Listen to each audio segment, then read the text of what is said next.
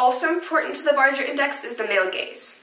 So the male gaze is a feminist film theory, and it was coined by feminist film theorist Laura Mulvey in her 1975 essay that is called Visual Pleasure and Narrative Cinema. The male gaze is really complicated, so I'm just going to give you a brief summary of it. So the theory basically states that women are objectified due to the activeness of the male protagonist and the passiveness of the female being observed. The problem is that this is just as prevalent 40 years later in 2018. The male gaze is in every art, but it's really special in film because in a lot of arts, like, you can decide what you want to look at, but the literal job of film and film directors is to show you what to see. And this is why movies are so cool, because you're experiencing someone else's mind and their thoughts and their world and how they experience things. But it can also be really manipulative.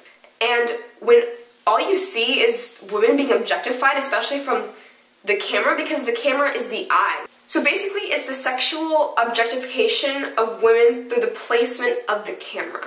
The problem with film, and especially Hollywood, because it's a big problem in Hollywood, is how widespread Hollywood movies are and how toxic this is. And because humans project themselves onto protagonists and stories, they mimic what they see. And if we're mimicking what we're seeing, especially as young children, like growing up with this, like, the damage is incredible. Like, no wonder women are constantly being objectified and just seen as their bodies. It's okay to objectify people, but we shouldn't be objectified all the time. Like, there are certain times for that, just not all the time.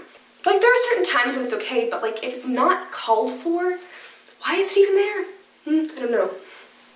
So to sum up, basically what the male gaze is, or the problems that it's causing, is that everyone is viewing women from the point of view of heterosexual men, even if you're not heterosexual or men or any of that. Like, we're seeing women from their point of view, and that's mostly because most directors are men, which is a whole nother problem. So basically what I'm looking at is this thing called camera lingers, which is when the camera lingers on parts of a woman's body. And if that happens, like, the camera's objectifying women through the eyes, because that's what the camera is, like I said, then that film doesn't pass. I'm also going to be looking at if it objectifies men too, but I mean, from my experience, that's pretty rare unless it's like Magic Mike or something, but like... Jordan Barger. That's me.